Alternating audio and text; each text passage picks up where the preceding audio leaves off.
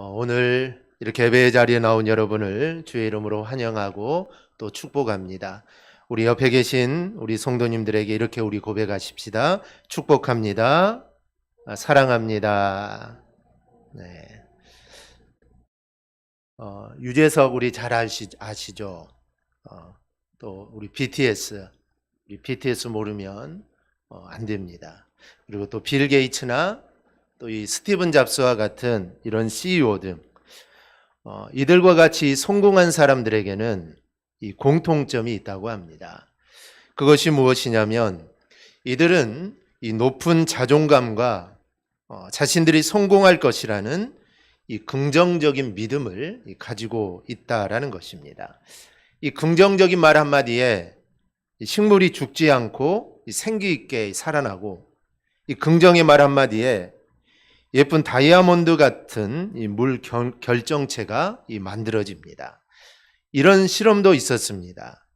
두 개의 유리컵에 같은 양의 따뜻한 밥을 담습니다. 그리고 랩으로 입구를 막습니다. 그리고 한쪽 컵에 있는 밥에는 매일 긍정적인 말을 합니다. 넌 정말 사랑스럽구나. 네가 있어 정말 행복해. 난 널 좋아해. 널 믿어. 이런 등등의 말입니다. 그리고 한쪽 밥에는 매일 부정적인 말을 합니다. 야, 널 보면 살찔 것 같아서 짜증이 나. 정말 맛없게 생겼네. 미워, 싫어, 바보야, 못생겼어. 이런 말들을 계속합니다. 10일 정도 지나면 어떻게 될까요? 궁금하신 분들은 집에 가서 한번 실험을 해보셔도 됩니다. 10일이 지나니 긍정적인 말을 한 밥에는 예쁜 곰팡이가 피었습니다. 그런데 반대로 이 부정적인 말을 한 밥에는 썩고 고약한 냄새가 났다라는 것입니다. 이렇게 긍정적인 말에는 이런 힘이 있는 것입니다. 그렇다면 왜 이런 긍정은 좋을까요? 우리는 이 긍정의 효과를 말할 때 이 피그말리온 효과를 이야기합니다. 이 피그말리온 효과라는 것은 우리가 정신을 집중해서 어떠한 것을 간절히 소망하면 불가능한 일도 실현된다는 이런 심리적인 효과입니다. 이 효과는 그리스 신화에서 유래된 것입니다. 여성을 혐오하고 정말 평생 독신으로 살았던 이 피그말리온이라는 사람이 어느 날 정말 완벽하고 아름다운 여인의 조각상을 만듭니다. 그리고 이름을 갈라테리어라라고 이름을 짓습니다. 이 피그말리온은 이 조각상에 불과한 그녀를 정말 진심으로 사랑하고 정말 아내처럼 극진하게 대접을 합니다. 이것을 지켜본 미의 여신 이 아프로디테는 이들의 사랑에 감동을 받아서 이 갈라테리어에게 생명을 불어넣어 줍니다. 이런 그리스 신화가 있습니다. 이 피그말리온 효과는 무언가를 간절히 원하고 바라면 이룰 수 있다는 것을 이제 의미하게 되었습니다. 즉, 긍정적인 것을 계속 기대하고 원한다면 이루어진다는 겁니다. 이런 것은 우리의 신앙에도 우리가 적용해 볼 수 있습니다. 빌립보서 4장 6절입니다. 우리 한 목소리로 우리 함께 봅니다. 아무것도 염려하지 말고 다만 모든 일에 기도와 간구로 너희 구할 것을 감사함으로 하나님께 아뢰라. 아멘. 즉, 기도했다면 염려하지 말라는 겁니다. 기도했다면 하나님이 이루어 주심을 믿고 기대하라는 겁니다. 그리고 기도했다면 감사하라는 것이죠. 기도했는데 의심하고 불안해하고 우리가 걱정해서는 안 됩니다. 하나님만 바라보고 나가면 우리 하나님이 반드시 이루어 주시기 때문입니다. 이 조엘 오스틴 목사님이 쓴 이 긍정의 힘이라는 책이 있는데 그 책에 이런 이야기가 있습니다. 한 유명한 골프 선수가 이 사우디아라비아 왕의 초대를 받았습니다. 왕은 친히 전용 비행기를 미국까지 보내서 이 프로 골퍼를 초청을 합니다. 둘은 며칠 동안 골프를 치면서 즐거운 시간을 보냅니다. 이제 골프 선수가 돌아갈 때가 되자 왕은 비행기에 오르려는 그를 세워놓고 묻습니다. 귀중한 시간을 내어 저를 찾아와 주었으니 제가 선물을 드리고 싶습니다. 원하는 것이 있으면 무엇이든지 말씀하십시오. 근데 이 골프 선수는 아닙니다.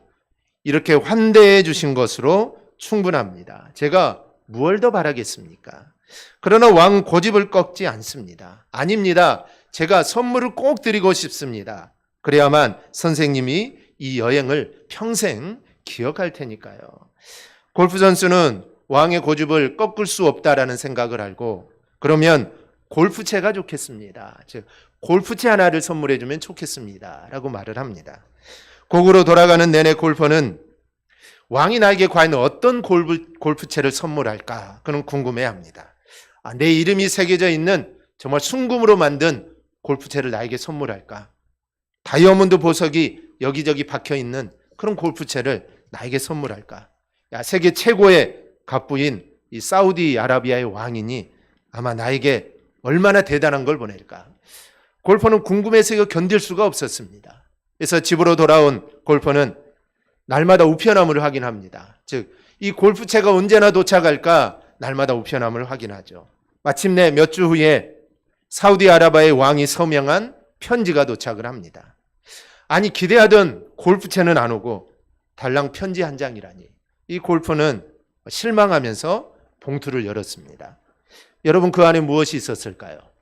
그 안에는 미국에 있는 커다란 골프 코스를 선물로 주는 이 기증서가 들어가 있었습니다. 이야기를 하면서 이 조엘 오스틴 목사님은 왕의 생각은 우리와 차원이 다르다. 우리가 섬기는 하나님은 왕 중의 왕이시다. 우리는 지극히 높으신 하나님을 섬긴다. 그러기에 우리 인생을 향하신 하나님의 꿈은 우리가 상상하는 것보다 훨씬 크고 넓다. 그런 하나님의 자연인 우리가 큰 꿈을 꾸지 말라는 법은 없다라고 말을 합니다. 즉, 하나님은 나를 향한 놀라운 계획들을 가지고 계십니다. 그리고 그 계획을 하나씩 하나씩 이루어 가십니다. 하나님이 이 땅에 예수님을 보내신 것도 주님을 향한 놀라운 계획이 있었습니다. 그리고 하나님은 그 계획을 하나하나 이루어 가시는 겁니다. 즉, 나를 향한 하나님은 계획을 가지고 계시고 그거를 하나하나 이루어 가십니다. 그러므로 우리는 그 하나님을 바라보고 긍정적인 생각을 품고 우리가 나가기만 하면 됩니다. 그러면 하나님이 그 일들을 반드시 이루어 주십니다. 하나님은 이삭에게 야곱을 아브라함, 이삭을 잇는 이 믿음의 족장으로 세워주신다는 이 말씀을 하십니다. 그런데 그 후의 일들을 보면 야곱의 삶은 너무나 어렵기만 합니다. 즉, 하나님이 복을 주시고 하나님이 함께 하신다고 했는데 그 삶이 형통의 삶이 아닙니다. 에서의 뒤를 이어 둘째로 태어나서 아버지는 에서만 좋아합니다. 이 장자만 좋아하죠. 그래서 어머니와 짜고 아버지 이삭의 축복을 대신 받다가 이 도망자 신세가 됩니다. 외삼촌이 있는 밧단 아람에서 20년을 지내게 되는데 외삼촌 라반에게 수없이 속임을 당합니다.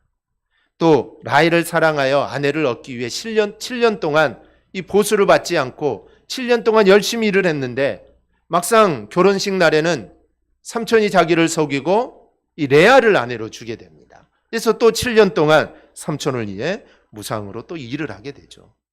두 아내를 얻은 후에도 이 싹스를 받지 않고 열심히 일을 합니다. 그런데 삼촌은 10번이나 넘게 약속을 어깁니다. 수많은 어려움 끝에 이제 재산을 정말 장만한 야곱은 고향인 가나안으로 돌아가려고 길을 떠나는데 이게 웬일입니까? 형 에서가 400명의 사람을 이끌고 야곱을 향해 오고 있습니다. 에서가 단순히 야곱을 환영하기 위해 정말 20년 만에 고향으로 돌아오는 자기 동생을 반기기 위해 오는 것이라면 이 400명의 사람을 데리고 올 리가 없습니다. 이거는 무슨 일이 있는 겁니다. 이것은 과거의 일을 생각하고 내가 야곱과 싸우겠다라는 그런 마음입니다. 창세기 27장 41절을 보면 에서가 야곱을 미워하여 심중에 이르기를 아버지를 곡할 때가 가까웠은즉 내가 내 아우 야곱을 죽이리라. 즉 아버지 이삭이 돌아가면 내가 야곱을 죽이겠다는 겁니다. 그런데 그 마음이 20년이 지나도록 변하지 않았습니다. 그래서 400명의 사람을 이끌고 내가 지금 야곱뿐만 아니라 그의 모든 가족들 그리고 내가 짐승까지 내가 다 죽여야겠다라고 생각을 가지고 달려오고 있습니다. 이 말을 들은 야곱은 정신이 아득합니다. 그래서 에서를 위해 선물을 준비하죠. 그래서 형의 마음을 좀 누그러뜨려 볼까 선물을 준비합니다. 그리고 자신과 부인과 자녀를 그리고 재산을 두 떼로 나누게 됩니다. 만약 에서가 한 떼를 공격하면 다른 한 떼를 데리고 도망을 치려고 하는 겁니다. 그것도 안심이 안 되어서 모든 사람과 짐승을 다 야복강을 건너게 하고 자신은 강을 건너지 않습니다. 여기에도 이유가 있죠. 혹시라도 형 에서가 사람을 두 떼로 나누어서 만약에 양쪽을 동시에 공격하면 내가 그것을 보고 야, 나 혼자서라도 내가 좀 도망을 가야겠다. 이런 생각 철저하게 준비를 합니다.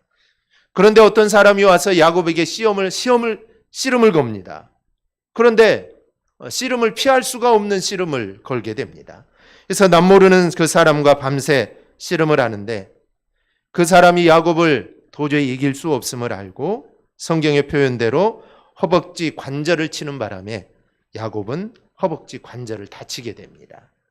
하나님이 환도뼈에 우묵한 곳을 치게 되고 이로 인해 야곱의 근육과 뼈가 손상을 입게 됩니다. 이렇게 된 상황에서 그 사람이 말합니다. 날이 새니 나로 가게 하라. 그러나 야곱은 이 사람이 보통 사람이 아님을 알게 됩니다. 그냥 보통 사람이면 그냥 가게 할 텐데 이 사람이 보통 사람이 아님을 알게 되고 당신이 나에게 축복하지 않으면 내가 당신을 놓아주지 않겠다라고 말을 합니다. 그러자 그 사람이 그러면 내 이름이 무엇이냐라고 묻습니다. 야곱이라고 대답을 하자 그 사람이 놀라운 말을 합니다. 28절입니다. 그가 이르되 내 이름을 다시는 야곱이라 부를 것이 아니요 이스라엘이라 부를 것이니 이는 내가 하나님과 및 사람들과 겨루어 이겼음이니라. 이런 이야기를 들은 야곱이 당신의 이름이 무엇이냐라고 묻습니다.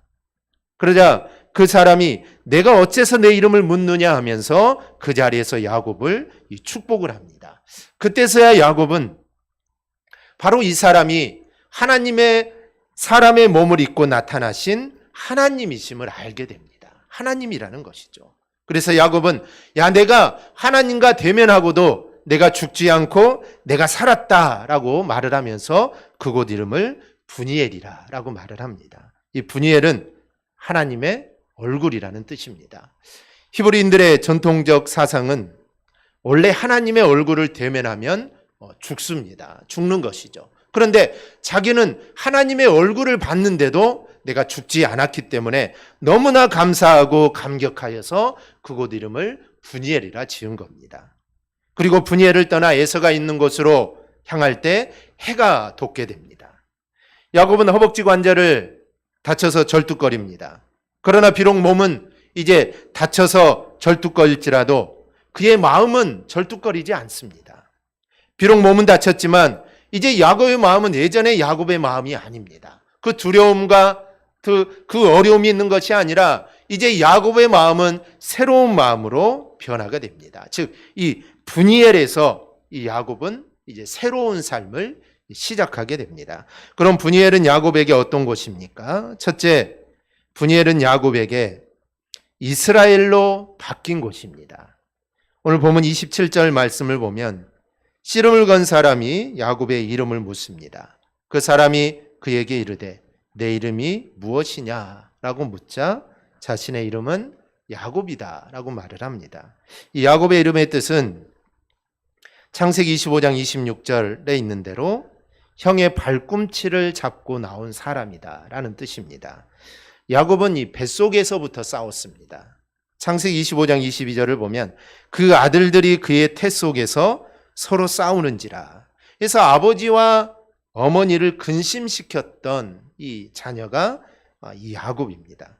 야곱은 그 이름대로 남의 발꿈치를 잡는 삶을 살았습니다. 즉 한마디로 자기 이익과 만족을 위해 남의 일에 태클을 거는 삶을 살았습니다. 배고픈 형의 약점을 이용해서 이 장자권을 샀습니다. 또 아버지를 속여서 이 장자의 축복을 가로챘습니다. 분명히 하나님께서는 에서와 야곱이 이 태중에 있을 때 이 큰 자가 작은 자를 섬길 것이다 라고 이렇게 분명하게 말씀을 해주셨는데도 야곱은 계속해서 속입니다. 그리고 밧다라람으로 도망간 후에도 정말 수단과 방법을 가리지 않고 예삼촌의 튼튼한 양들을 다 자기 것으로 삼습니다. 어떻게 보면 참 지혜롭다라고 말할 수 있지만 이거는 지금 속이는 겁니다. 즉 속여서 모든 것을 다 빼앗습니다. 오늘 본문을 통해서 보듯이 야곱은 아내도 자녀도 자신이 살기 위한 방패막이로 사용합니다. 위협을 느끼고 다 강을 건너보내고 자기는 건너지 않습니다. 야곱은 그 이름대로 살았고 오직 자기의 이익만을 위해 살았습니다. 이런 야곱을 보면서 나의 삶도 이러한 삶이 아닌지 한번 내 자신을 돌아봐야 합니다. 주님 우리에게 너희는 세상의 빛이요 또 세상의 소금이요 또 그리스도의 향기라고 하는데 또 너희는 무엇을 하든지 하나님의 영광을 위해서 하라. 우리에게 분명히 말씀하십니다.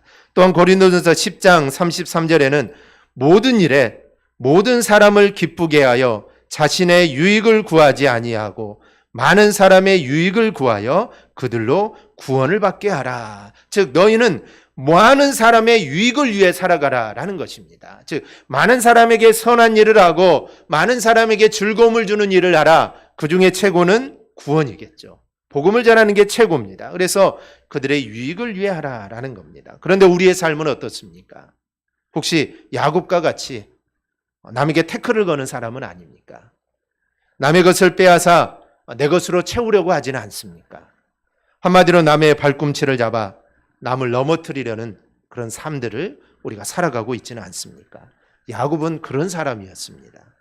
남의 발꿈치를 잡아 넘어뜨리는 사람이요 남에게 태클을 거는 사람입니다. 그런데 본문 28절에서 하나님이 이렇게 말씀합니다.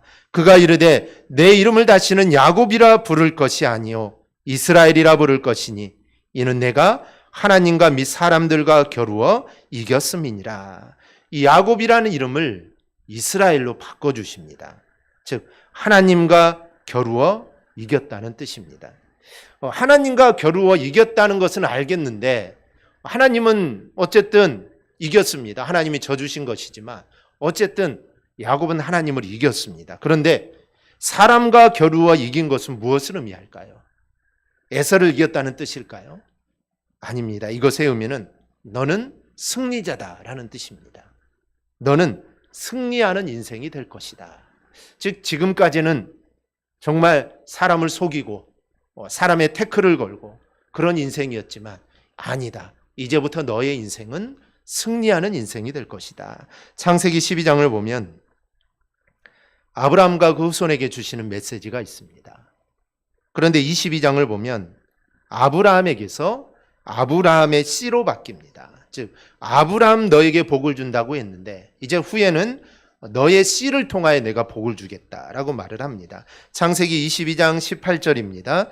또 내 씨로 말미암아 천하 만민이 복을 받으리니 이는 내가 나의 말을 준행하였음이니라. 아브라함의 복이 아브라함의 씨, 즉 이삭을 통하여 그리고 이삭의 아들 야곱을 통하여 천하 만민이 이 복을 받으리라는 것입니다. 즉 아브라함처럼 이제 야곱도 하나님의 복을 전달하는 자가 된다는 겁니다. 다른 사람에게 복을 전달하는 인생이 바로 인생의 승리자입니다. 이제 야복나루 씨름을 통해 야곱은 아브라함의 믿음의 후예가 되었습니다. 그래서 아브라함에게 내린 이 축복이 이제 이삭을 거쳐 이제 야곱에게 계승이 된 겁니다. 그래서 이 단순히 아버지라는 뜻의 아브라함이 열국의 아버지라는 아브라함이 되듯이 이제 그 이름이 정말 남의 발꿈치를 잡은 정말 남을 속이고 남의 태클을 거는 사람이라는 뜻에서 이제는 그의 이름이 승리자 이스라엘로 바뀌게 됩니다. 히브리인들에게 있어서 이 이름이라는 것은 단순히 호칭이 아닙니다. 이것은 그 사람의 인격과 이 삶을 의미합니다. 그래서 이제 야곱의 인격과 삶이 바뀌게 되었고 이제 바뀌어야 할 것을 바로 의미하는 것입니다. 과거 야곱은 남의 발꿈치를 잡고 남의 태클을 걸었습니다. 그런데 이제는 아브라함의 복을 계승하여 하나님과 사람에게 복을 안겨주게 되는 그런 삶을 이제 살게 되는 것입니다. 그러니 비록 다리는 절뚝거리지만 과거의 모든 삶의 태도와 방향을 바뀌게 되는 장소가 이 브니엘입니다. 야곱에게서 이스라엘로 바뀐 것처럼 이제 자신도 승리자고 남에게 승리와 복을 주는 사람으로 변화된 곳이 바로 이 브니엘입니다. 야곱은 이 자신을 찾아와 씨름을 하는 사람이 이 보통 사람이 아님을 알았습니다. 살짝 만지기만 했는데도 뼈와 근육이 상합니다. 그렇다면 마음만 먹는다면 이 사람이 자신을 죽이는 것은 이거는 아주 쉬운 일이라는 것을 야곱은 알게 됩니다. 그 순간 마음에 떠오르는 것이 있습니다. 이분이 바로 하나님이다 라는 것이죠. 그래서 당신이 내게 축복하지 않으면 내가 당신을 놓지 않겠습니다 라고 하는 겁니다. 야곱은 이미 창세기 28장에서 하나님을 만난 적이 있습니다. 그러기에 지금 이분이 누군가가 느껴집니다. 내가 그때 만났던, 즉 삼촌집으로 가는 그 가운데 내가 만났던 바로 그 하나님이 이 하나님이라는 것을 그는 알게 되었다는 것이죠. 그래서 그를 붙잡고 강구하는 겁니다. 과거 야곱은 하나님을 별로 의지하지 않았습니다. 왜냐하면 자신의 깨와 자신의 지혜로 살았기 때문입니다. 그런데도 잘 되었다고 생각을 했습니다. 즉 하나님을 의지하지 않고 내 생각과 내 지혜대로 살았는데 그래도 잘 되었습니다. 이만큼 가축도 이루고 또 가족도 이루고 모든 것이 잘 되었습니다. 그런데 그것이 아니었습니다. 야곱은 많은 것을 가진 것 같지만 아닙니다. 지금 20년 동안 정말 고생해서 이룬 모든 것들, 가족들과 또 가축들, 20년 동안 고생해서 모은 모든 것들이 에서가 치면 하나도 남지 않습니다. 20년의 그 수고가 단 한 시간에 다 물거품이 되어버립니다. 그리고 자신의 목숨까지도 위태롭습니다. 그래서 하나님께 복을 구하는 겁니다. 내가 노력해서 구하는 복이 아니라 정말 하나님이 나에게 복을 주셔야 되는데 하나님이 그 복을 주시기 전까지는 가실 수 없다라고 지금 붙잡고 늘어지는 겁니다. 야곱은 삶의 자세가 바뀐 것입니다. 과거에는 자신을 믿고 살았습니다. 내 지혜를 믿고 살았습니다. 그런데 이제는 하나님을 믿고 내가 살겠다는 것입니다. 우리에게도 이런 결단이 있기를 바랍니다. 그럴 때 우리의 삶이 야곱이 삶이 변하듯이 우리의 삶도 변하게 되고 하나님이 우리를 책임져 주실 것입니다. 오늘날 그리스도를 믿고 그 안에서 거듭난 우리들은 그 이름이 완전히 바뀐 자들입니다. 과거 거듭나기 전에 예수 믿기 전에 우리의 이름은 무엇일까요? 우리의 이름은 죄인이었습니다. 하나님의 형벌을 받아 죽을 수밖에 없는 우리는 죄인이었습니다. 그러한 이름을 가진 우리가 예수 그리스도를 믿음으로 말미암아 우리가 다시 살리심을 받게 됩니다. 그래서 하나님으로부터 이제 우리는 죄인이라는 이름을 다 떨쳐버리고 성도 그리고 이 그리스도인이라는 새로운 이름을 우리는 다 부여받았습니다. 이 성도란 이름의 뜻이 무엇입니까? 거룩한 무리들이라는 뜻입니다. 그럼 그리스도인이라는 이름은 무엇입니까? 그리스도를 본받아 그리스도와 같이 사는 자들이 바로 그리스도인입니다. 우리는 그리스도를 본받아 그리스도와 같이 거룩한 삶을 살아야 할 존재들입니다. 그러므로 우리는 거듭나기 전에 이전에 우리의 삶을 청산하고 이제는 사람들과 하나님께 인정받는 거룩하고 순결된 삶을 우리는 살아가야 합니다. 그렇다면 여러분의 삶은 과연 그리스도를 본받는 그런 거룩한 삶을 살아가고 있습니까? 성도와 또 그리스도인이라는 이름으로 불리기에 우리가 부끄러움 없는 그런 삶들을 우리가 살아가고 있습니까? 진정 우리는 이제 이름만 성도요, 이름만 그리스도인이 아니라 정말 우리의 삶 자체가 거룩한 그런 참된 성도가 꼭 될 수 있기를 바랍니다. 하나님 우리를 이렇게 불러주셨으니 이제 어떻게 살아야 합니까? 우리도 야곱처럼 남의 발꿈치를 잡는 사람이 아닌, 남에게 태클을 거는 사람이 아닌, 남에게 승리를 주는 이런 축복의 인생을 우리가 살 수 있기를 바랍니다. 즉 우리는 이 복의 통로가 우리는 되어야 합니다. 우리가 금요 성경 공부를 통해 우리가 배운 것이 있습니다. 하나님이 우리에게 복을 주신 것, 즉 아브라함에게 하나님이 복을 주신 것은 아브라함을 통해 그 복이 흘러가기를 원했기 때문입니다. 하나님이 우리에게 복을 주신 것도 마찬가지입니다.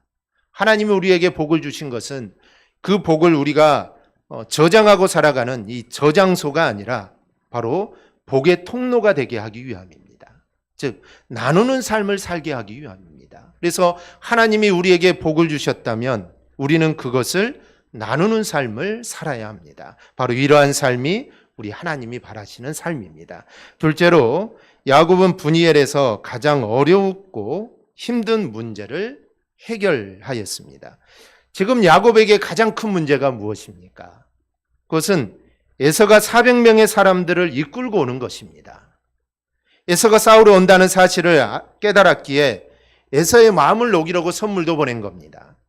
그리고 그래도 에서의 마음이 녹지 않고 자신을 공격할까봐 두 때로 나눈 것이고 이것도 안 될까봐 자신은 강을 건너지 않고 지금 홀로 있는 겁니다. 그런데 자신을 찾아오신 하나님을 만나고 나서 그리고 자신만을 의지하며 살았던 삶을 버리고 이제 오직 하나님의 복을 구하고 나니 그 고민하던 문제가 이미 다 해결이 되어 버렸습니다.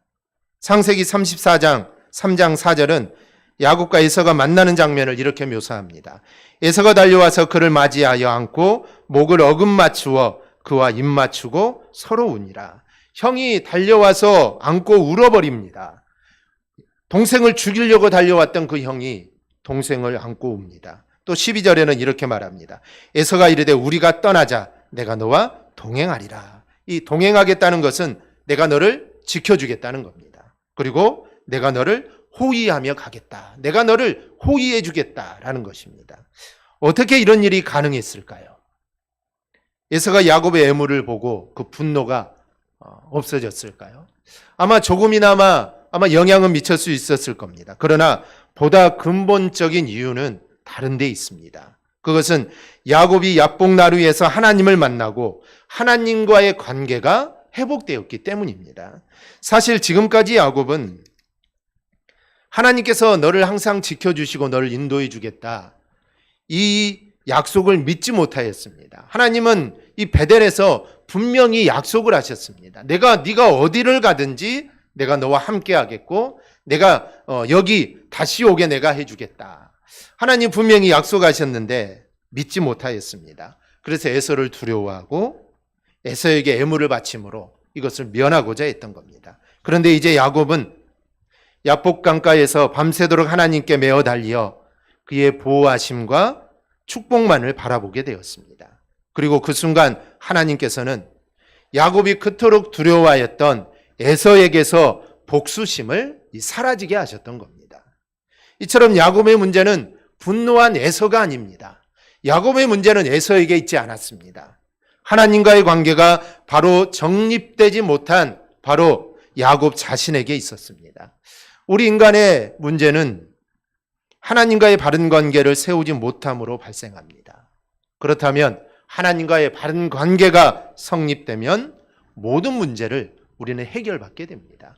그 문제 자체가 해결되었다는 의미가 아닙니다. 하나님과의 관계가 회복되면 모든 문제들이 해결되는 것처럼 보이게 되고 또 실제적으로 하나님께서 그 문제들을 하나하나씩 해결해 주십니다. 그러므로 우리가 정말 야곱과 같이 심각하고 도무지 실마리를 찾지 못할 정도의 우리가 절망적인 문제가 내 앞에 놓여 있다면 우리가 먼저 해야 될 것은 그 문제를 바라보는 것이 아니라 먼저 나 자신과 하나님과의 올바른 관계를 내가 유지하고 있는가 내 자신을 먼저 우리는 돌아봐야 합니다. 그리고 하나님과의 관계가 바로 서 있지 않다면 오늘 야곱이 정말 야복강에서 자신의 문제를 해결하기 위해 하나님과 올바른 관계를 해결하기 위해 하나님께 매어 달렸던 것처럼 우리도 하나님께 매어 달려야 합니다.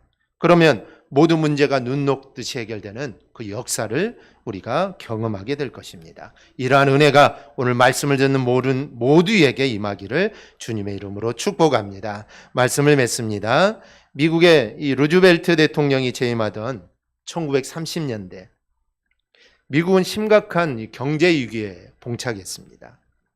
실업률은 사상 최고치를 경신했고 물가까지 올라 미국 전역은 경제적인 공황 상태에 이렇게 빠져 있었던 때입니다.